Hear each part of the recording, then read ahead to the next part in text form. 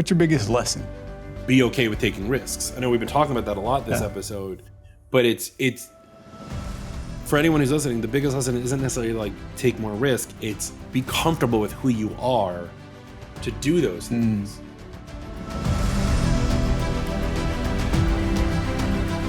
Hey guys, Damian Stevens, host of MSP Mindset. Join me as I talk with Justin Esgar. We cover everything from imposter syndrome to things that just seem disparate, like running an MSP and a t-shirt business, organizing a conference and a podcast. And we tie it all back together and how you can overcome the fear of failure by overcoming your imposter syndrome. Why'd you start? Why this? I got fired. Okay. That's good. So truth be told, we'll do a quick origin story. I was bitten by a radioactive spider. I've always been into computers. My story's out there, so I'll just give the quick one. When I was 5 years old, I went to Florida with my mom for vacation to go see my grandparents, and I come home and my dad had bought an Apple IIc computer, $12,000 computer. It was 1985. Yeah. And it was sitting on the dining room table, and I was like weirdly enamored by this thing. And so I got really into it, and I bought anything I can get my hands on, or I had my parents buy stuff I can get my hands on. And I got that magazine that the centerfold was like code. You would type it in, learn BASIC and all this stuff. And it meant a lot to me. And I grew up in a pretty nice neighborhood, and so we had computers at our school as well. And throughout time, then we got other Apple computers. So I remember my earliest memory is having a Mac Classic in our school computer lab. And I don't remember what we did on it, but I do recall very vividly that the teacher who knew I understood computers at such a young age, like up to 10 years old, she was like, your mind's going to be blown when you go to middle school because they have color computers. And I was like, what? And so in sixth grade, I went to middle school and they had a Mac LC2, Mac LC, something like that. And these color computers, and my mind was blown. And there's a good story that came out of where I grew up, where the computer teacher, I knew more than she did, to be honest. And so they had Microsoft Word that they wanted to install on all the computers. And this is back when Microsoft Word for Mac was 21 3.5-inch floppy disk. As a kid. I remember that. Yeah. It was held together with a really big rubber band. It was not. I think they priced it based on how many floppy disks. Exactly. Yeah. It was price per disk. Don't say that 10 times fast. It'll come out wrong. And I said, hey, can I install this on my computer at home? And she was like, yeah, because at the time, no one knew what end user license agreements were. Right. So I go home, I install it. And when you install it, it says, what's your name? So I was like, Justin Esgar. What are your initials? J.E. Cool. I come back and she goes, hey, how'd the install go? And I went, fine. She goes, great. Now do me a favor, install it on all these computers. And I said, sure. And then from that moment until well after I graduated high school, all of those computers, when you opened up Microsoft Word, said registered to Justin Esgar, because the registration for my name tagged to the first disk of the set, and there was no way to undo it. So people knew me. I even had friends in high school, because this is back when AOL Instant Messenger was big, where their away messages hey, remember seeing that name Justin Esgar on all the computers in middle school? I'm hanging out with that guy. It's just stupid. So I've always been into computers, right? And that carried through. I got my DBA for Virtua Computers when I was 16 years old, so I can go help my neighbors with their computers. And I wasn't only doing Mac, I was doing some PC stuff as well. I taught computers at a summer camp for many years. I did all these things. And so I went to college and I did computer work there. I got out of college in 2002. Not at the time, I thought it was, everyone was like, oh, it's the worst economy since JFK or whatever. But now, obviously things have gotten worse. Couldn't find a job. And so I was temping for quite some time. And I went away with a friend of mine. And while I was gone, my sister, who happened to live in Manhattan, who had an eMac, which was the educational version of the iMac, the all-in-one. So Jobs had already left and come back, released the iMac. This is now the eMac. And she needed some help with it. And there was a local tech place near her apartment in the city. And she got the guy's business card, and I came home and she's like, hey, why don't you call them? Maybe you can get a job. So I called them and I was like, hey, huh? About how old? I was 24 at this point. Okay. Okay. or 23. And so I called them and I said, hey, you know, this is what I do. I'm kind of more of a web designer now, but like I can do computers. And they were like, well, we're firing somebody on Friday. Why don't you come in for an interview? And like, that should have been a red flag. So I went in in a full suit and the whole thing, proper interview. And the guy who's interviewing me was just like, no offense, Andy, you were a fat dude at the time, like fat schlubby dude with like a t-shirt, like his butt crack was sticking out, his legs were up on his desk. Like I was like, what am I doing? I did not look like I belonged there. And they hired me basically on the spot. And so I started in February of 2004. So I was just about turned 24. And I worked for that guy, Scott, for a while, was the owner, and he was the VP. And in 2005, he sold it to a local ISP. And then from 2005 to 2008, basically whoever became the manager of the Mac department, which is what we were when we brought over, inevitably got fired. So in 2008, Friday, January 4th, I moved apartments. Friday, January 11th, I got fired from this company. That following Monday, I went to Macworld. They were supposed to pay for it. They didn't. I'm still bitter. And then I came home and I started my own company. I started Virtua Computers. I didn't have an NDA. I didn't have a non-compete. So I had clients who just came across with me. So I was able to like kind of kickstart a little easier than most MSPs, which was good. And yeah, I've been doing it since then. And from that, so much has happened. Like, you know, our company's 16 years old, like we said. But in that time, I started a software development company and we got into fights with Wired Magazine and Apple and Inc. Magazine and all these people about our app. I started a conference. I've written a book. I've spoken at conferences. I started a conference. I make a t-shirt store. I wrote a children's book. I got rid of the software company and I started a new software company. We dabbled in hardware. We dabbled in acquisitions. I now do Apple repair. I also do Apple training. So like a lot of things have just like stemmed from it. Mm-hmm. And it's just like all of this started because my dad bought a computer when I was 5 years old. Because I was like, you know what? I don't like sports. This is the problem. I went to sleepaway camp. I'm talking about this. My son's in sleepaway camp. He comes home on Thursday. 7 weeks. It's totally normal over here. But I went to sleepaway camp and I hated it because back in 1991, 92 when I went, being a nerd wasn't cool. Right. Right? Yeah. So like I went to a sports camp and everyone's like, come on, throw the basketball, Justin. And I'm like, no, I want to go work at the radio station. To which my now 9-year-old son, when I told him this, was like, what's a radio station? I was like, I hate you so much. I hate you so much. But yeah, so I've always just been into computers and I found that whilst I like computers in general and I like technology just a little bit more broadly, what I really like, and when this is what I've figured out in the last, say, 5 years or so, is I like the technology because I like how it helps businesses, and I really like helping businesses grow. And that's kind of where my brain is. I'm not a technologist first, business person second. I'm very much a business person. Like I was like the #1 candy seller in the FBLA 3 years running, and you know crap like that. And I was always starting new things and starting new businesses, and very entrepreneurial. I like helping businesses grow, and I use technology to power that, both internally and externally. So that's the whole mishigas, as they say, in one fell swoop. Hey guys, today's episode is sponsored by Servosity. Servosity does two things very differently from any other backup and DR company. The first is they are maniacal about testing your backups daily, weekly, monthly, and quarterly. Last, they're crazy enough to manage the backups and take over 80% of the operations. So it's done for you proactively, but allows you to put your hands on it to be the hero when needed. If you want all of that, plus immutable and unlimited storage, make sure to take a look at servosity.com. There's a lot to unpack there. Yeah. Around all this different things you've created, from books to t-shirts to businesses. So, but you said you're focused on business. So how do you take all those things, not all at once, but a lot of them are technical businesses, and focus them into the things you have now?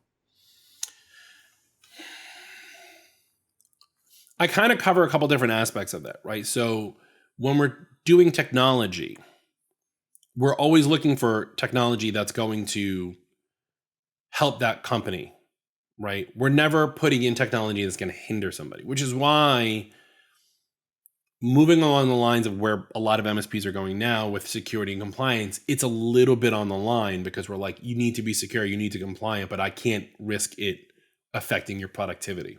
Right. I'm also really big. We have a lot of nonprofit clients. I really like helping them. And the biggest challenge for them is balancing like the dollars spent against what it's worth. Like, is the juice worth the squeeze? Yeah. And it always comes down to me. It's like, I want you to spend money on this because it's going to increase your productivity. Case in point, I have a client who has a 9-year-old Eero in their office and the Wi-Fi is crappy. And I'm like, I can sell you a new Unify whatever for $149. And they're still thinking about it. And I'm like, I'm going to just buy it and bill it because trust me, it's not the amount of time you're wasting is more. You know? So I do push businesses in that regards. I try to find systems that tie in with one another. And I do tell my clients, albeit that most of them don't listen, if you're thinking about getting something, talk to me. This way I know. Because the last thing I want to do is get someone who's going to be like, by the way, we bought 45 licenses of blah, blah, blah. And I'm like, guess what? That doesn't work on 30 of your computers. Yeah. So I try to push people into that, and I've taken 2 angles of this. So if you go to virtualconsulting.com, which is our main homepage, you'll see there's a IT consulting that's really for businesses, and you have 4 consultants, right? So 4 clients, 4 consultants. The 4 clients is Virtua Computers. We're an MSP, we're Mac-based, we'll help you with your business, yada, yada, yada. The 4 consultants, though, is the things I'm doing to help other consultants get better.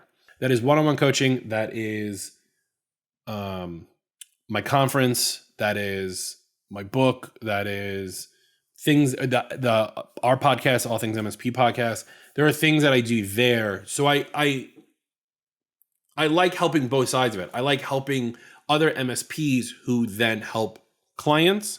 And then I also help, obviously, my own clients. And I like seeing all of that stuff grow. So I try to like target in that. And again, like I said earlier, being business first, technology second puts a good spin on things because so many people in our industry,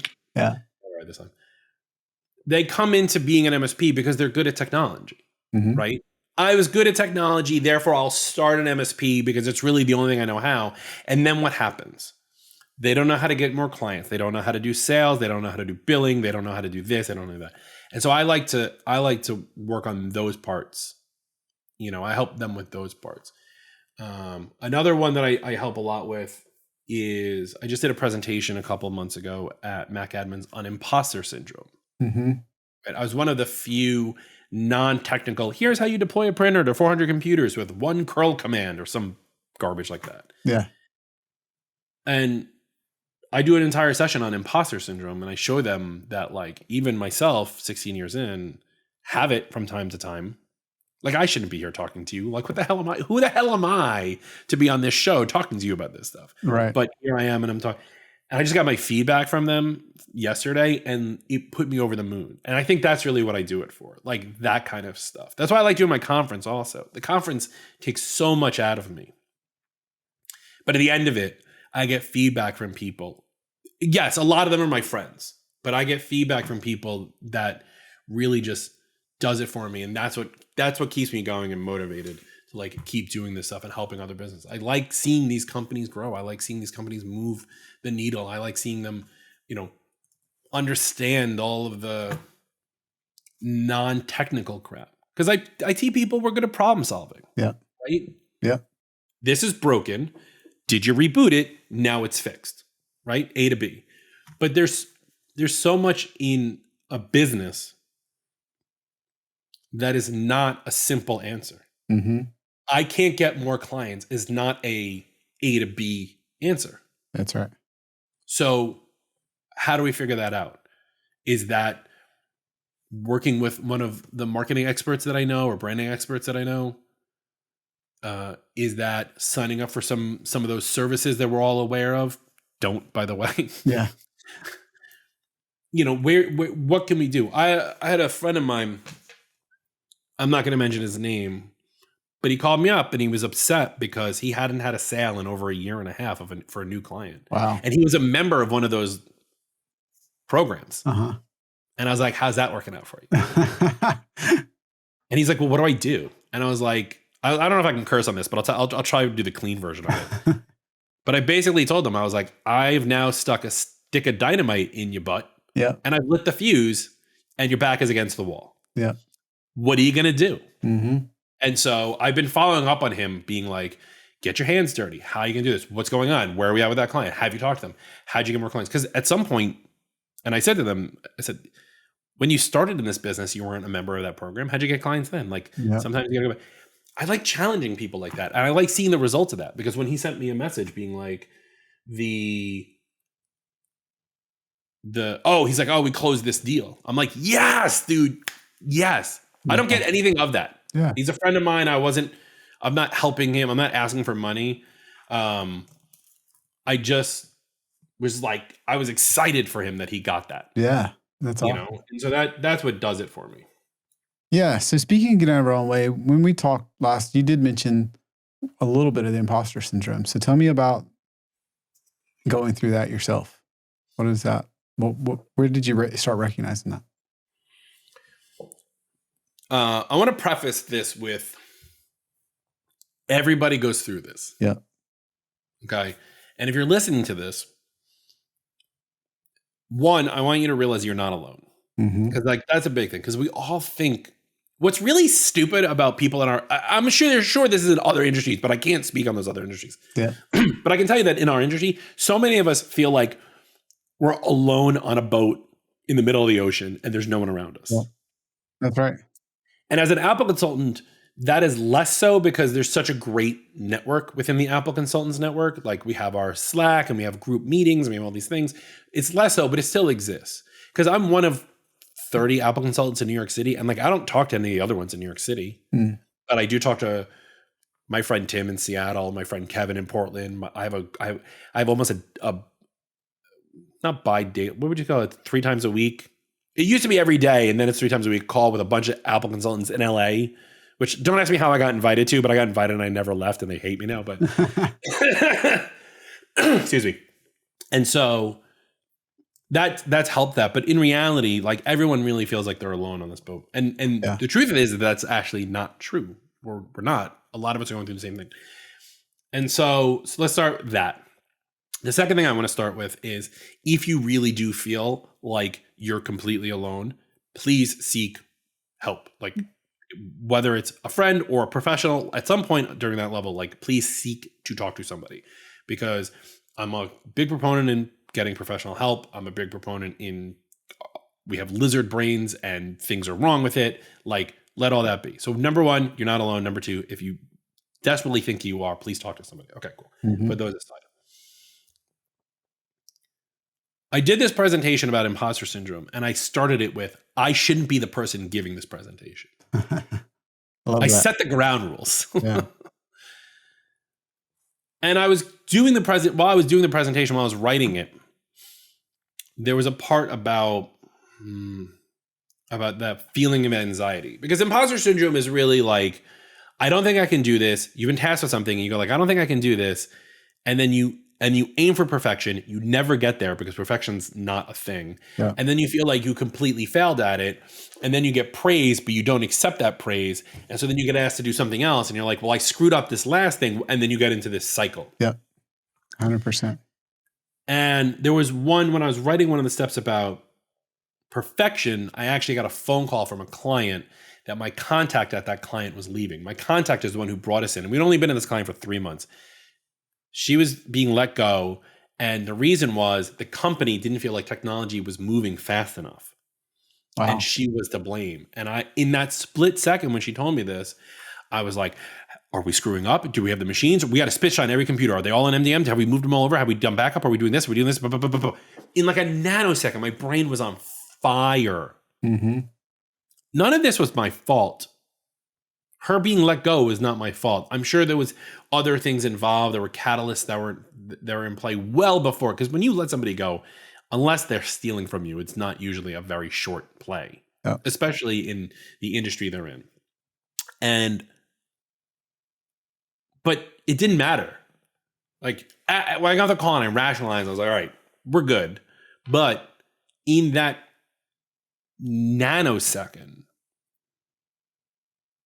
part of me was like, who the hell am I to tell you or your company how to take care of their technology? Mhm. What do I know that you can't Google? Right. I've been in business 16 years, and this phone call happened in May. Yeah. Right? We're recording this in August. I don't know when this is going to go out. So it happens. Yeah. It happens to all of us, and it sucks. Right. What was great about doing the conference was I met so many great people at my presentation, which is online, by the way. If you want to go check out my presentation, Mac Admins puts all of the presentations online. So you can go watch it. But I had people sharing stories and all these things. And then afterwards, like for the rest, because oddly enough, they had me go day one at 9 a.m., which like, great. Let's get the emotional out of the way first, right? People are crying at 9:20 in the morning. It's like day one of a conference. I don't know what's going on, man. Like, it was ridiculous. But for the rest of the conference, I had some really awesome interactions with people who really felt like I changed their, like one guy was like, you changed my life. Wow. I'm like, me? Yeah. I did that? You sure you want to take my advice? Because again, I'm having imposter syndrome about this whole thing, right? Like, who the F am I to tell you how to live your life, man? That's right. But yeah, it really did change him. And he's written me a couple of emails, and we've talked, and I just got my feedback from the show the other day.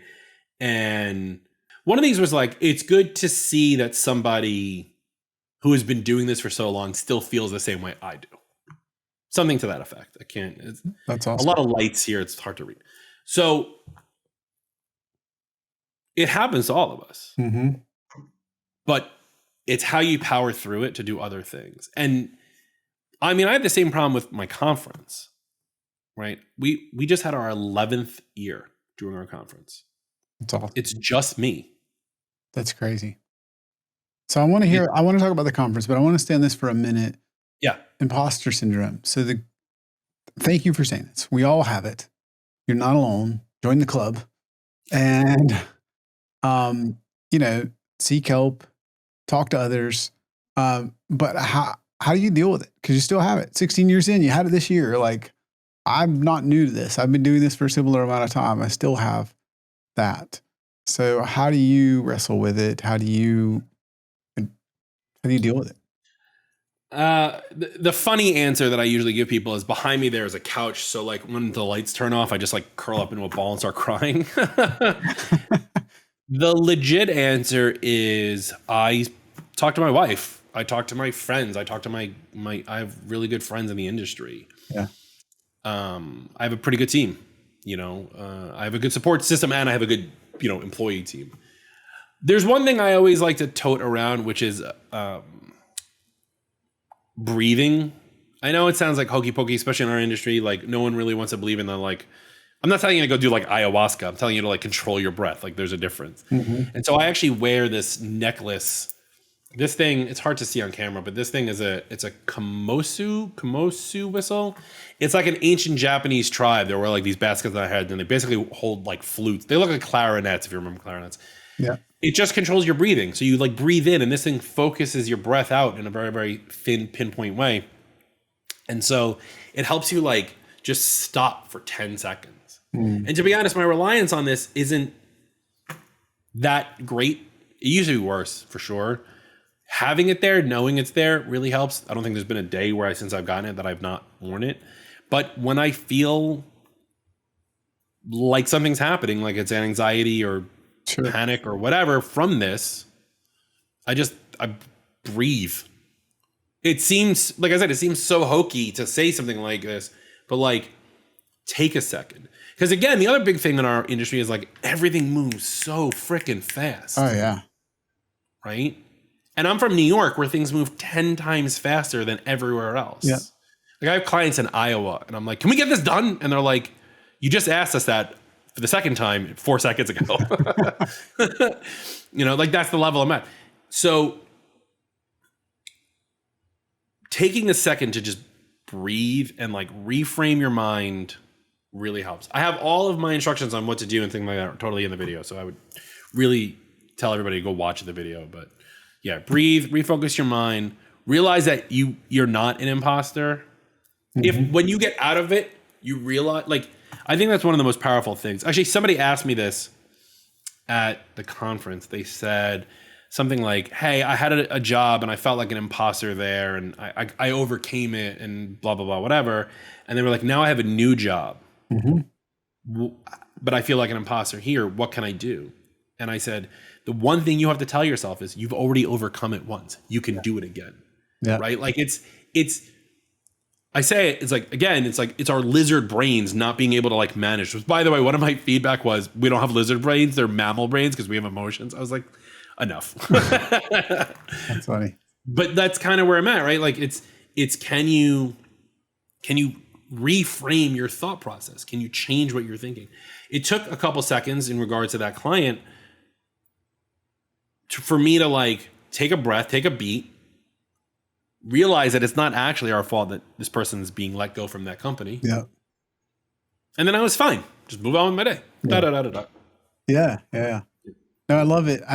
We try to be intentional about several things, including when we're onboarding a new employee. And so day one, it's exciting. You're somewhere new. It's cool. You got the job. But, yeah. You know, especially if it's not a role you've done before. Day two, we're like, feel like an imposter yet? You know? Yeah. Because it's normal.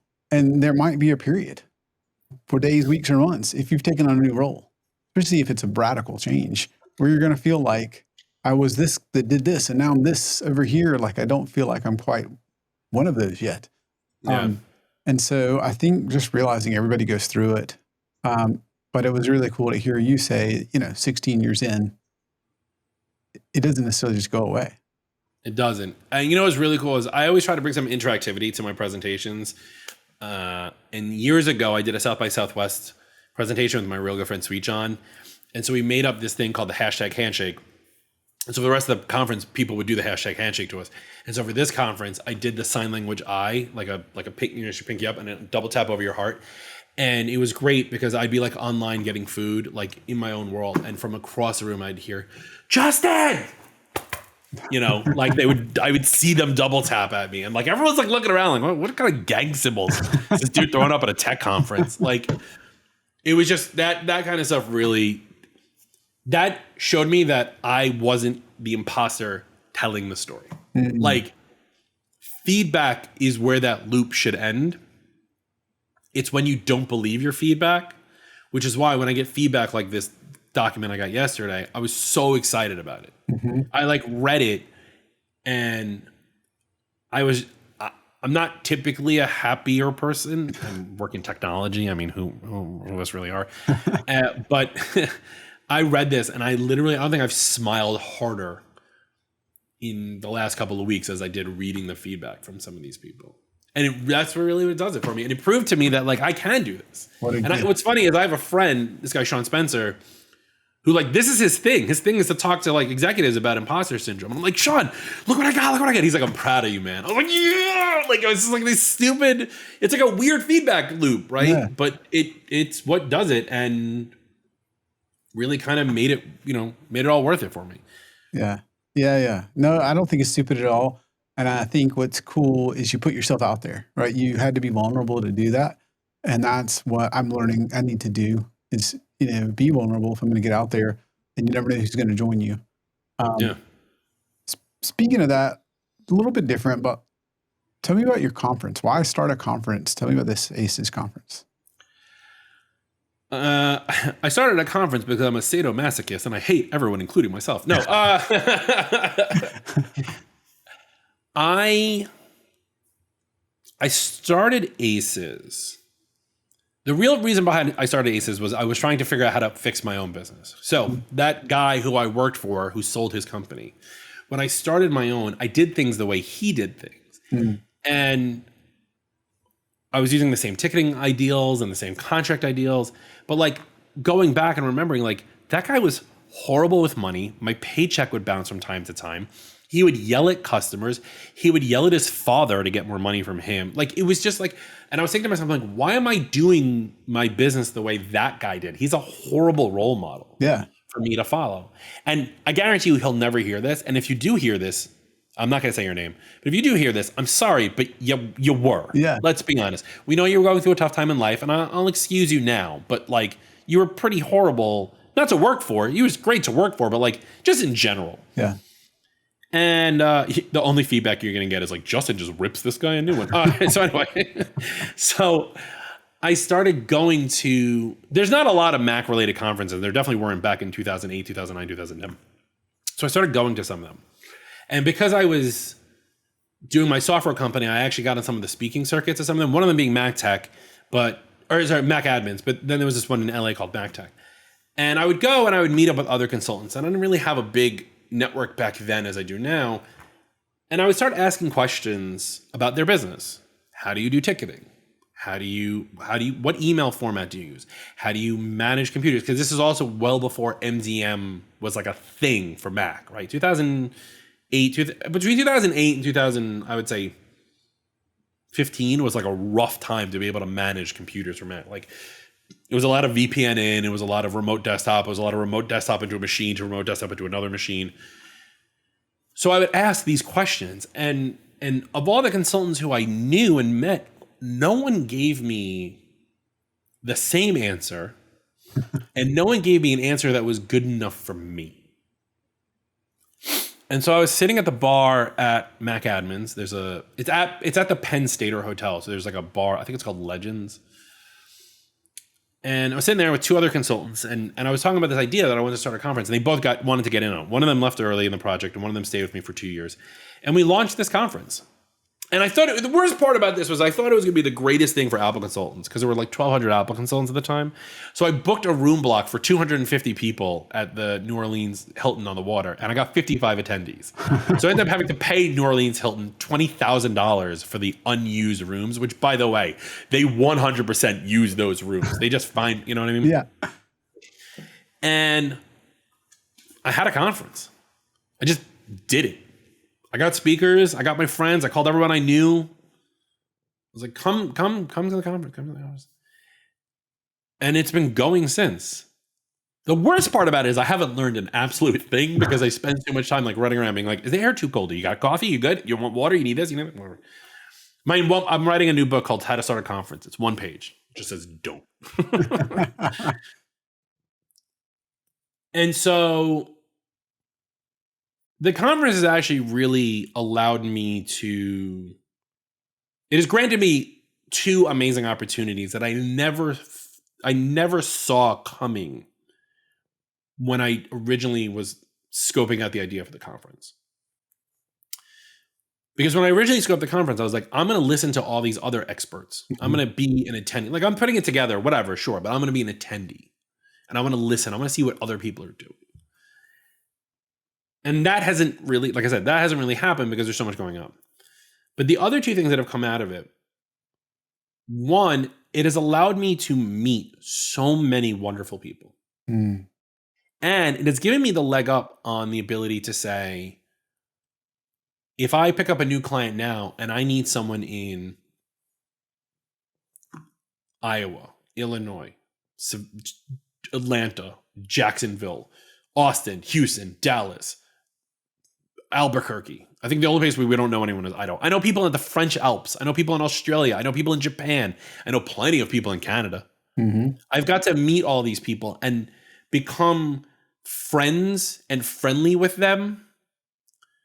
So this way, if I need them for something, if I need to get boots on the ground at a client, I can totally just do that for somebody. And so that has definitely helped. So that's part one. The other one is some of those friendships have allowed me to acquire them. I've actually grown my business by acquiring 3 people who have been ACES conference attendees in the past. And it has allowed Virtua Computers to become the Virtua Consulting Group. Nice. And that's how we got our Apple Authorized Service Providership. That's how we launched My Mac Mentor, our training platform for B2C. That's how we ended up in Iowa, in Gravity, things like that. in Iowa and Columbia, Missouri. The company's called Gravity, and expand beyond that. Mm-hmm. And I've had lots of conversations about other people, about mergers and acquisitions throughout my time having done all of that. So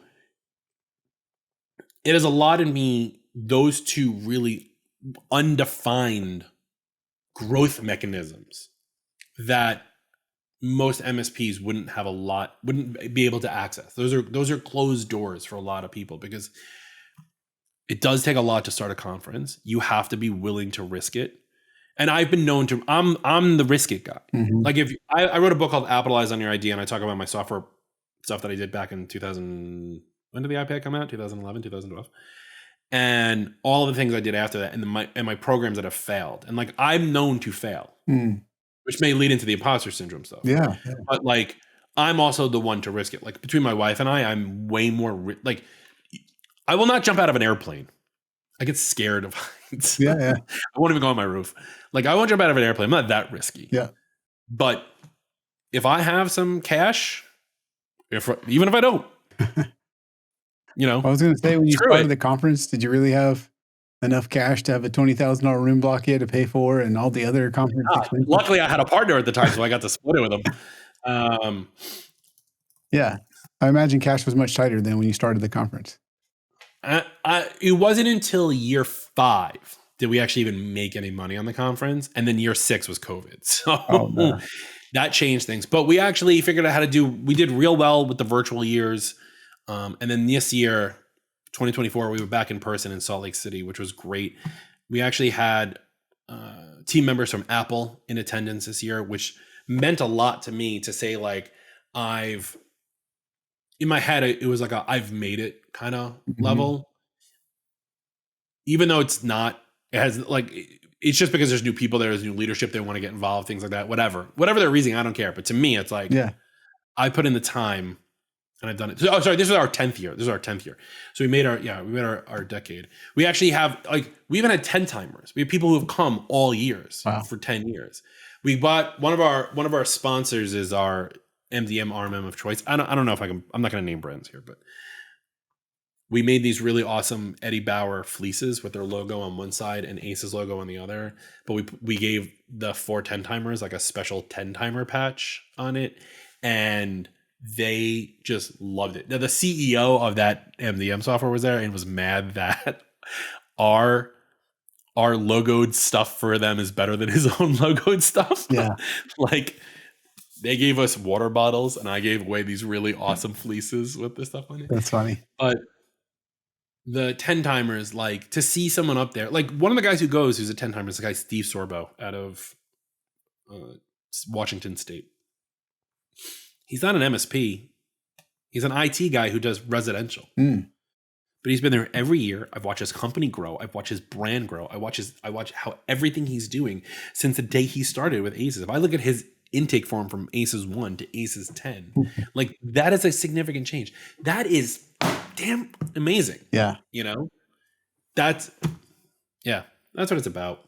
So what is the drive? I love it. Right. And I think the analogy you gave earlier is, I think a lot like people misunderstand people that start companies, entrepreneurs, because they think that we are just bet it all. I think the ability to take risk is often confused with the ability to just jump out of a plane. Like, crazy levels of risk are far different. And so they're usually a little more carefully placed risk, but maybe you're not comfortable with them. But I'm really curious because one of the many things different than you, right, is starting a conference, writing a book, acquiring companies, writing software. Why? What, because I think this ties to it, imposter syndrome, but I'm just curious, like, I want to get your thoughts. Why create so many things? I love it, but you have to have the confidence or the ability to fail. I get called out a lot for that, to be honest. Because I do. I have a lot of people who are like, stop starting new things. Like, I'm notorious for starting new things and then like launching it and then just not giving a crap anymore. And I get told, I do get told a lot that like why stop spending time and effort over there, and you should put time and effort and focus. Pumpkin Planet. Focus your energy on the one thing that's working. Yep. But the one thing that's working is kind of on autopilot Mm-hmm. to a degree, right? My MSP, we do really well. Mm-hmm. Company does really well. Been around a long time. I got clients all over the United States. I get involved because I'm a micromanaging piece of shit. I love that. Right? Like, it's just the truth behind it. Last week, our tier 1 tech was on vacation. I jumped in. I took every ticket. That way the rest of my team can continue doing the other things that I need them to do. Right. This week, I mean, it's only Tuesday, but like I haven't taken it. I've took one ticket in 2 days. Yeah. So I don't really need to put a lot into. Yes, don't get me wrong. I would love to get more clients. Yes, I would love to do more marketing. Yes, I would love to do all these things. But I also am I need a creative outlet, and I can't draw. Yep. So I find other ways to do it. And my creative outlet is very much tied to like my business sense. I also know who I am. I'm a Jewish kid from Long Island. Like, I know what I'm about. You don't need to say it. We know what the stereotypes are. I'm aware. I'm self-aware. But I also really like the idea of like getting my name out there. Like, I was really big into Gary Vaynerchuk when he first got on the scene, right? And I was like, I could be like this guy. Who's this dude, right? And I've like gone through my phases of like Gary Vaynerchuk and James Altucher and Mike Michalowicz and Alex Hormozzi and There Goes My Roof. Whatever. Deal with that problem later. Going through all of these things, it hasn't defined me, but like I wanted to get there. I want to be a $10 million MSP. I don't want to quit my $10 million MSP and then be like, I got rid of my $10 million MSP. I'm gonna tell you how to do it. Like, I'm not doing that. Yeah. We know who those people are. Yeah. But I like the idea that people are asking me for things because they know who I am. Here's a case in point. We're a Halo onboarding partner. Okay, Halo, the PSA. Yep. We're the only Apple-based company that does it. We're one of like 7 onboarding partners. We're one of 3 resellers. And when somebody emails us and says like, hey, I would like to find out more about Halo, and I write back, they go, are you Justin from the All Things MSP podcast? Yeah. Yeah, I am. That's so cool. That's so funny. And that's happened to me. Yeah. Like, I've had that conversation with people multiple times. Like, I love that. So speaking of that, as somebody with a podcast, why All Things MSP? Why so truth be told, it's not even mine. Yeah. Eric Anthony, it's his group. I have to give credit where credit's due. It's his group. He actually came to me and asked me to be the host of the podcast. Yeah. So I do the show with him. It's I'm your host, Justin Esgar. Well, who's with me is my podcast producing extraordinaire, Mr. Eric Anthony. That's how I say it every time. I love doing that because I like having a platform. I like getting the feedback from it. Again, I really, what this comes down to is I'm a narcissistic asshole. No, I like this, and like, well, not that part, but I mean, there's the point that's interesting to me is most people stay in one lane. Yeah. And I'm not saying you should have diffuse focus and go in 10 areas, but it is interesting that you had the courage or lapse of judgment or whichever way you want to see it to start a conference, to be the host of a podcast, to write a book. So there's something there. And I think what's missing from this part of the conversation is a secret that's been held very closely to me, which is a lot of people see that stuff and think they're all different. They're not. Okay. Why? I read a book by Chris Hardwick. I know he's been canceled, but back when he wasn't, he had a book about gamifying your life or something like that. And he talked about something that really stuck with me, which is the things that he did were all related. And I took that modality and figured it out. And so if you really think about the things that I do, Virtua Computers, Gravity, My Mac Mentor, a conference for Apple consultants, my book, my software now is for Apple consultants. My app was for the iPad, which is an Apple product. My t-shirts are for consultants, IT people. My podcast is for MSPs and IT people. If you follow this pathway And you look at it less of random things all over the place and more of a hub and spoke wheel. It all makes sense. Mm. Because right in the middle, what used to be, before I started doing the podcast for IT MSP, right in the middle was Apple computers. I got an Apple when I was 5 years old. Like Steve Jobs was an idol. Yeah. Right? I put him on a pedestal, Mm-hmm. much like a lot of Apple consultants still do. Yeah. And so everything stems from that because Virtua Computers is IT for Apple, for clients who have Apple products. ACES is business teachings for MSPs, primarily who are Apple consultants. Mm-hmm. My business coaching is for IT people, and the people who know me most are Apple consultants. I go speak at Mac admins. I do my app FreshBooks Time Tracker, which was built specifically to connect Zendesk to FreshBooks because I knew a lot of Apple consultants were using Zendesk. I know a lot of Apple consultants now were doing Halo, so I became a Halo onboarding partner. I know that they don't do under 5, and I know a lot of my Apple consultant friends are less than 5 people, so I became a Halo reseller. If you list it out on the sidebar, it doesn't make any sense. But if you tie it all together and you look at it from the center point, here's Apple, and here's all the things I can do with Apple without actually being Apple or being involved directly with Apple, because in reality, none of my stuff is actually related to Apple directly. Yeah. Right? I don't work for Apple. I can't speak for them. I'm not part of it. But like, that's what it's about. Right. And so when you look at it that way, it's just me inflating the wheel. Mm-hmm. I love that. Yeah, because it can see pretty random between podcasts and t-shirts and IT businesses. But if it's all centered around MSPs and Apple consultants and IT providers and something related to Apple, then it starts to make a lot more sense. For folks that are listening or watching, if they've made it this far, if you're still hearing this, what's your take on? Because I think there's something to getting out of your comfort zone. I think there's something here. Like, what's your take on this? Because you've been willing to get out and create all these different things. And I can definitely relate to the not drawing. Still think I'm creative. Like, I don't know why they taught us if you can't draw, you're not creative. So I think I'm creative. Yeah, I hate, right? I think you're creative. It's because we're close in age, I think. And like, I think that was like the lessons that they taught in the 80s. Yeah. Right? Yeah. If you can't draw, you're not creative. Right. So you're creative. If you're listening to this, now you know you're creative.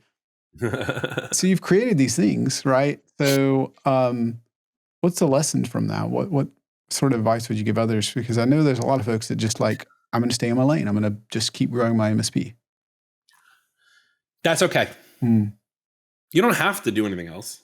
If you want to stay in the MSP lane and grow your MSP and you're okay with what I call a lifestyle business, that's fine.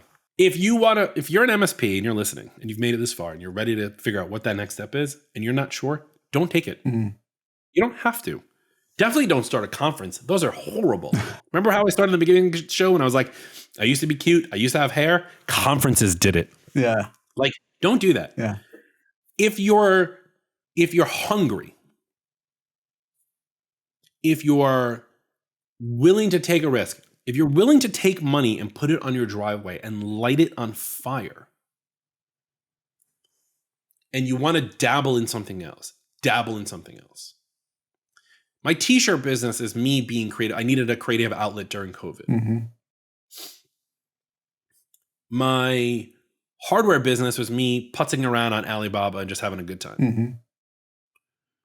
My conference was backed by the fact that like I wanted to learn and grow, and I didn't have that. That wasn't an available opportunity in the Apple industry. There's so many PC-based MSP conferences. There's no reason to. In fact, actually, if you do run a conference and you're listening to this, please just shut yours down because there's too many. Too many. Yeah. I talked to an MSP the other day. He's like, I go to between 12 and 14 a year. And I was like, what else do you do besides go to the events? You think I do that and I wakeboard, Right. Right.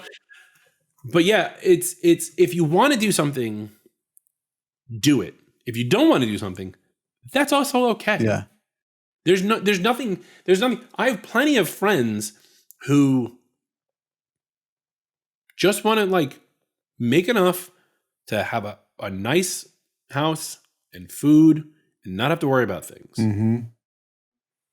I'm built different. Yeah. That's my mentality. I want more. I'm always hungry, which explains why I'm now fat. I knew there's something coming there. I haven't yet, personally, I haven't made it to the level that I want to make it to, which is why I keep going. But there are plenty of people who have made it to the level that they are comfortable with. Fine, be there. You don't have to be me. You don't have to start a podcast like Damien. Right. You just have to do whatever it is that makes you happy. Right? So let me turn it around on you. Why do you do the podcast? Yeah. There's the normal. I have kind of two normal answers, and then I think I've just realized a third, which is I'll start with that one. Because I wanted to is really one of those. And what it stems out of is it's kind of two things. One, my best clients would call me and say, not tech stuff, certainly not backup. Like sometimes I joke that like I do love helping people, including backup and DR, but sometimes it's like, gosh, I'm not sure I want to talk about that. Like let's talk about some other challenges you have.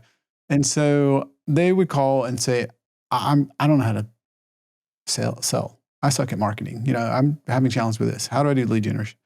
Culture is a really big issue. I'm having trouble hiring, all sorts of other things like that. And then if you ask more questions, it's not just that. It's I'm scared to share what I really think. Core values. There's a lot of things that culture is a higher level. And so if you dig down a little deeper, a lot of those things go lower level. And so part of this for me is I get to share that with the world instead of just the conversation you and I had before this was wonderful. But, that didn't get shared with the world. Now, the things we're talking about can get shared. And it's not just, I can ask Justin this and he'll know. Now others can know you, learn your story and learn, I could probably reach out to Justin. Like I remember this guy and I remember that he was open about, being an imposter. And I feel like, that's a real person. I can reach out to him. And then lastly, it's just it's a lot of work. It takes a long time. So don't do it for most people, but I'm so curious. I love to learn. And I've yet to do one of these where I didn't learn, about a little bit more about myself, a little bit more about imposter syndrome, a little bit more about something like that. So it's almost never what I thought I would learn, but I'm learning something out of every one. And it gives me the, not only permission, but the requirement to show up and ask good questions. And whether you're the smallest MSP, I've interviewed the fastest growing MSP, I'm interviewing some of the fastest growing there are, or I've interviewed a management consultant that only works for the top Fortune 10, or best-selling authors. And what's amazing about that is I get to show up. And about a year ago, I wasn't doing this, but now I'm showing up and putting myself in there and being vulnerable and saying, instead of just like, well, what if you were to have a problem? How would you do? Like if hiring, yes, that's not easy. No, I'm not doing that. I'm showing up like, yeah, I screwed that up the first 16 times too. So now how do I fix this? And so I get to lean in and be vulnerable. My hope is if you're listening that, you can tell this is me being real and asking questions that help me, that I hope will help you. And then I get, so it's firstly for you that are listening, and secondly for me, selfishly, like I get to show up and go, this is really fun what we're doing right now. And I get to learn a lot more about you. And then, there's like this social contract. Hey, Justin, can I have like an hour of your time just to ask you random questions? No, what are you weird? Hey, can I talk to you on my podcast? Yeah, here's an hour of my time. So it's just funny. It like gives permission to do that. So I appreciate you turning the table. Yeah, no. And that's what it's about. Cause like you realize that it's like part of when you were talking about the fact that like you come and you learn, I was thinking about that's again, kind of similar, like the way I did ACEs, I was going there cause I wanted to learn. I do want everyone to know though, how this happened. Okay. I do want to share this story with everybody. Please. How you and I got connected. Please.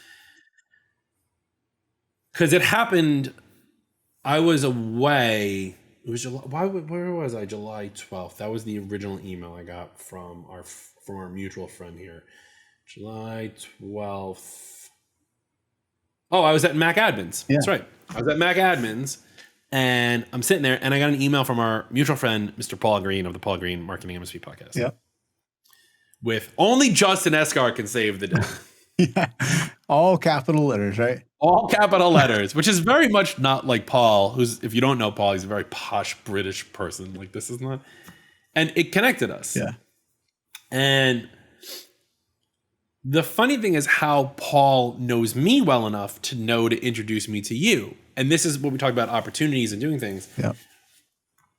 I've been on Paul's show a couple times now. I think I'm the only 3P guest. For the longest time, I was his number one episode. His 100th episode was I was on it with two of my friends, Will O'Neill and Rich Wingfield. But the reason Paul even knows me is a couple of years back, I remember it was late. I was picking up my son from school, and I had his podcast on. This is early days, Paul. Yeah. And he had, I can't remember who it was, and I apologize to whoever it was, but he had somebody on. It was this woman who was talking about cybersecurity. Mm-hmm. And she said, "You wouldn't let a bear steal your server," which I thought was the most insane sentence I had heard in quite some time. That's awesome. And I had already started this t-shirt thing, this t-shirt store, because I started with, I was really trying to make funny, like, inspirational posters. So I made one called "This is my work from home inspirational poster." That's literally like what it says on the thing. And so I made it. I came home, and my wife, who's way more visual than I am, she was a graphic designer. Now she's director of brand strategy for Fortune 500. And I said, "Hey, I need a t-shirt. I need your help because I can't make this work. I tried it. I can't do it." And she's like, "What do you want?" I was like, "A bear stealing a server." And she just looked at me like I had like 17 heads. Yeah. So I designed this. She helped me design this t-shirt. We throw it up on the store. And I don't send him a shirt because he's in England, but I send him the link to the shirt. And I go, I just want to say I'm like a big fan of your show. I've learned a lot in the last couple of weeks. I used to listen to it all the time when I went on walks. He always had something good, he still does. Yeah. But like at the time I was like really, really into it. And I was like, I just want to say I'm a big fan. And this thing that was said, like, really, like, it struck a chord. I thought it was ridiculous. So here's a t-shirt I made in your honor. And because of that, I got on his show. And we've been friends since. He's actually spoken at ACES when we were virtual. I tried to get him to come to Salt Lake City. Paul, if you're listening, you're coming next year to ACES in the United States. Your daughter be damned. But it's just like, you never know. And I'm going back to like me wanting to take those risks. Like, it was risky for me to start a t-shirt store. It was risky for me to bother my wife in the middle of the workday to make a stupid ass t-shirt. It was risky for me to shoot an email to a guy who's never heard of me before. Yeah. And now look what's happened. Yeah. Right? Those steps have led me to here. Yeah. Whether that's good or bad, it doesn't matter. Right? That's irrelevant. Yeah. What is relevant is Paul and I are friends. Paul knows he can trust me. Paul sends the information to you because you're looking for stuff. I've made a lot of great connections through Paul, right? Mark Coatman from Wingman, another great connection I made through Paul. People like that. Like, I would have never made that. All because I made a stupid t-shirt of a bear stealing a server. Yeah, I love that. You never know. And so if that's what does it for you, and you want to like keep feeding into that, right? Because for you didn't know who I was. That's right. You got this email, you asked Paul for some people. Paul sent you this link, send my name. Yeah. You and I talked last week. And I didn't, just to jump in, I didn't ask for just people. I said, who's the most interesting, innovative, like who's doing something different, basically. And so he didn't send me people. He sent me that one email. That was it. Oh, really? That's it. So, so then I had to have imposter syndrome because it's all caps, and there's only one. So, yeah. Yeah. Paul, if you ever watch this, that's right. Yeah, no, you were it. You were the recommendation. You were the first one and the last one. So that's it. That's been the podcast. Thanks very much for listening. There'll never be another one ever again. I love that. I want to change it up and hit you with a few questions though. Yeah, let's go. What's a common myth about running an MSP that you'd like to see debunked? That it's easy. Yeah. That a common myth about running an MSP. You know what I think is still a myth, and I fight this on my own show with Eric all the time, is you only have to take the clients you want to work with myth. I think that's BS. So I'm not going to say it's 100% BS, and I understand the pumpkin planning, and I've read Pumpkin Plan for MSPs from David and Sean. Who wrote it. David and Sean, yeah. And they're great. I love those guys, by the way. They're great. They're great. They've been on my show. They're great guys. And I had a conversation with another admin on this. Like, I have clients that are straight up a pain in the ass. Yep. And so many MSPs would get rid of them. But I don't. I should. My staff wants me to. But I don't. Okay. Because why? They're paying their bill. Yeah. I don't care that they're a pain in the ass. Are they affecting me personally? Maybe my wife would say they do a little bit. Don't get me wrong. There are nights where I go upstairs from my office and I go, right? But the next day, it's fine. Yeah. They don't bother me that next day. And I go about my life. Yeah. I have two or three clients where, like, in the very beginning, they were so annoying. And my staff was, get rid of them. And now it's, we're 2-3 years in relationships and they're fine. It just took a while for us to, like, learn about one another. But so many MSPs would have just dropped them. Only work with the clients you want to work with. No, man. Work with everyone who's going to pay you. That's the myth. Are they paying you? Yeah. Are they complaining about it? No. Shut up. Yeah. Just work. Dude, check clear. Right. Yeah. Because the thing is this, if you get rid of them, because the other myth is there's enough business to go around. I cannot prove or deny that. Yep. Now, it's definitely different in my market as an Apple consultant. In the PC market, that might be true. I met with somebody at an event who was an ex-MSP owner, multi-$100 million MSP owner. Now he sells a book because that's what they all do. And he only worked with healthcare. He only did hospitals. Sure, I get it. There's plenty of hospitals in the United States. Not a single one of them is using Mac yet. Yeah. None of them are using iPads. So, like, I can't use that as business. Yeah. What got me was he said, if you're an MSP and you make less than, I think it was like $5 million a year, you're still considered a startup. And I just went over to him and I was like, F you. Yeah. I was like, that's so not true. So many of my friends, so many of the Apple consultants I know, like, I would say like 80% of the Apple consultants make less than $500,000 a year in their business, top line revenue, right? Who are you to say that they're startups? These people have been in business longer than you've been alive, homie. It's just that you got lucky and got into, you knew someone in healthcare. Yeah. And it begot that. So the there's enough business for everyone. I like people say it, but I have no proof of that either way. So I would say those are the two that if I was put on a spot to answer one, I would say those are the two that I would go with. I don't know if they're true, and you know what? I look forward to your tweets and emails. Yeah.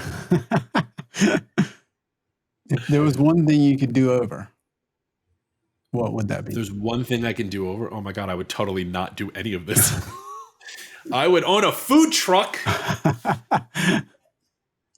If there's something I can do over, oh shit.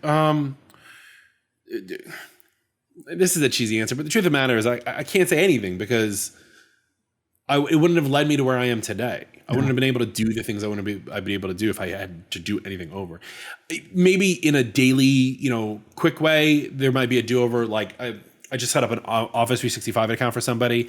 I sent them the username and password. They said that they couldn't log in. It's because I sent them the actual username, not the .on Microsoft. I wish I could do over my original email to them so I don't seem like an idiot. Right. Because I'm supposed to know what I'm doing. Right. But like a holistic, even truth be told, and I write about this in the book, and my book's from 2011. So if you want to buy it, it's on Amazon, but don't, because I don't, it doesn't matter to me. But I write about the fact that I wrote this piece of software. I tend to chase a lot. There was a great app called Now Contact. It was Now Contact. It was a global address book for a business. So there was basically a server piece of software and everyone had the app. This is before Gmail and Office 365 were like things. And the company went out of business and I was like, I'm going to replace it. I'm going to build a replacement, and the iPhone had just come out. I'm going to find a way to get your contacts on your iPhone. It took me a year and I blew probably $80,000 in development between 2 separate developers and all this stuff over the course of a year. Would I do that over? Sure. I would love to have $80,000 in my bank account right now. Right. But could I tell that story anymore? No. And does that story mean more? Yeah, it taught me to watch what I'm doing. Yeah. Don't get into feature creep, because there's been times where I've gotten people. First off, I don't code. I outsource everything, right? So I've been working on a project for something else, and I will feature creep it and feature creep it and feature creep. And then my wife will be like, "You're black booking." That was what we named the software. She's like, "You're black booking," and I'll be like, "Oh shit, you're right." Yeah. You know. So would I do that over? Sure, I want the money, but at the same time, there's no price on experience. Yeah. Which is, I know it's super cheesy to say, and I apologize that came out of my mouth, but that's the truth. I mean, I'll go farther back. Like, I am a failed stand-up comedian. That's pretty right? cool. I took a comedy class at the famous Comic Strip Live on the Upper East Side.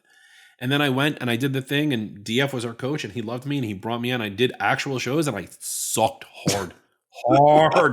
Dude, I bombed so bad that I walked off stage. It was so bad. But I wouldn't regret that.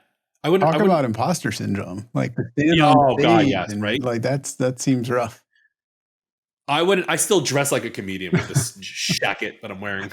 If you're watching this on YouTube, I apologize for what I'm wearing. This is not my normal clothes. The shirt I was wearing earlier just made me look gross. I wouldn't undo that. Yeah. Because I learned, there's so much more that I learned there, which is one of the reasons why I'm really good at doing a presentation or talking on a podcast or hosting a show, because I learned timing and I learned how to project myself and I learned how to stand in front of a microphone. You know, so like I wouldn't do anything over. Maybe I regret having kids, but I do love them. But like at the same time, oh man, they're so annoying. It could be both. What's your biggest lesson from all these years in business? Don't have kids. No. My biggest lesson. This is personal, which is be okay with taking risks. I know we've been talking about that a lot this episode, but it's for anyone who's listening, the biggest lesson isn't necessarily like take more risk. It's be comfortable with who you are to do those things. We talked earlier about all those things that I do. And I've said people have come at me being like, why do you do all of this stuff? It seems like you're distracted. You don't get to tell me who I am and what I should be doing. Yep. And I'm okay with doing all of that stuff. And I'm okay with taking a risk of maybe letting a ticket sit for 15 more minutes because I'm busy designing my Truckus ran over your Prius t-shirt because I had a stupid idea. Right. I'm okay with that. Yeah. Right. So being okay with all that helps, but it's not for everybody. Yeah. Yeah. Not for everybody. I think that's a good takeaway. What are you looking forward to? What's interesting right now? Seeing what's new, right? Like I like the exploration of this business. I'm excited for the possibility of freeing up more time to do more podcasts. I'm excited for the possibility for potentially getting my name out there more and doing things. I'm excited for getting SOC 2 compliant. Like I'm excited, I don't know. I don't know what I'm not every day something else. Mm-hmm. And it's a good thing. Like right now, truth be told, right now we're recording this on Tuesday. My son comes home from sleepaway camp on Thursday. All I care about is that. Yeah. And then we're going away on Friday for a vacation, which it's not a vacation. It's a trip. My in-laws are coming and my kids are coming. So it's not really a vacation. Yeah. But like, I get to see my friends who live in LA who I haven't seen in quite some time. And we're going to go to Disney and I get to build a lightsaber with him. And like, I'm excited for that. Yeah. I'm excited for the short term, not the long term, because the long term, there's too much in between now and whenever that could be. Yeah. Yeah. That's not to say I don't have long-term goals. It's just that I kind of live in the now. Yeah. Yeah. I think it makes a lot of sense to Good or live in the now. It does, but the problem with it is like it could be good or bad because I talk about this one a lot also. Future Justin hates current Justin. The same way current Justin hates past Justin. Yeah. Right? Something I did like 10 minutes ago, I made that person's Office 365 account. Yeah. Current Justin's like, you're an idiot. Yeah. What's wrong with you? Right. And future Justin, I already know this, is going to be mad that when that thing just fell off my roof, I didn't go outside because there's probably a giant hole in my roof upstairs, but I don't care because I'm here talking to you. Sacrifices. I'm sacrificing, right? So like, yeah, living the now is great until it's not, but then it is, so it's the facts of life. You take the good, you take the bad, facts of life, whatever. I forget how that song goes, but whatever. I think last one I want to ask for now, at least at the rapid fire, is just, is there a book that helped you? Is there like a top book that you say, man, this is really... So truth be told, I don't read a lot. Okay. So if I do read a book, it's gotta mean something or grab me. And I do tend to read more like self-help or business related books. Like, I've read all the Gary Vaynerchuk books and Alex Ramones books. I think I'm going to curse. So earmuffs. The Subtle Art of Not Giving a Fuck. Yeah. Solid book. Okay. Solid book. But my non-business answer, and it was just because this book, when my wife, Michelle, introduced me to it, it was at a weird point in my time. And I try to read this book once a year, if not once every 2 years. I'm coming up for due, is The Alchemist by Paulo Coelho or something like that, right? It's like the number one book. It's like in the most languages in the world or something like that. And it's an interesting story because it talks about trials and tribulations of this unknown thing, really, right? And it starts where it ends. It ends where it starts. It's this very amazing story, and it really has like a profound impact on the way you look at life. Don't get me wrong. I mean, I could read Mike Michalowicz all day long, right? I can read Mark Copeman and whoever. But like there's something about this particular book, The Alchemist. I don't know what it is, but it's like you read it and you're just like it. You ever watch Inception? Yes. You ever watch it when you're drunk on an airplane? No, I can't say that. It's a very different experience. This happened to me. I'll note that for next time I'm drunk on an airplane. It's the altitude and like having a little bit of buzz in you and watching this movie. You're like, it really messes with your head. The reason I bring that up is like you read The Alchemist and it transcends something, at least for me. Yeah. It transcends something beyond Slack, beyond email, beyond whatever. And it was just, there's no, it takes place in such a long time ago. Like it's not like the shepherd walked down the path and then he got a Microsoft Teams invite. Like that's not in it. Right. It's like he thought it was a sheep, but no, it was the ding, ding, ding of email. Yeah. Like it's not in there. Right. So like it takes you out. And I'm not a big reader. Like that's even bigger I've never read. Then. Yeah, I think so. It's, I know a lot of IT folk, they get really into like those fantasy novels and things like that. Like I have a lot of friends who are into all that kind of stuff. I'm more of a movie person. I really like watching movies, but there was something about this book that when I read it, and maybe it was right time, right place, right time kind of situation that it has stuck with me since, that has caused me to want to reread it all the time. But yeah, I love that. Pick it up. I love that. I definitely will. Well, I could talk to you all day. I probably shouldn't. So tell folks that are listening how to find you, if that's good, how they should connect with you, what you recommend. Find me. Virtualconsulting.com is our parent website. You can find all of our companies there, all the stuff that we're doing there. Find me on LinkedIn, linkedin.com/in/Justin Esgar. I'm always available. If you hit me up on LinkedIn, you say, hey, I heard you on Damien's podcast. I'll give you my calendar. We'll do a 30-minute ask me whatever you want. Let me help you. I want to be the person who legit helps people. You don't have to pay me. I just want to help you. I love that. I just want to get something out of a conversation with me. If you get nothing out of a conversation with me, I'll send you a free copy of my from 2011. I love that. Well, don't miss that opportunity to take Justin up on that offer. I appreciate that. That definitely comes from the heart. And thank you for being on MSP Mindset. And thank Justin Esgar for saving the day. Thank you very much, man. Appreciate it.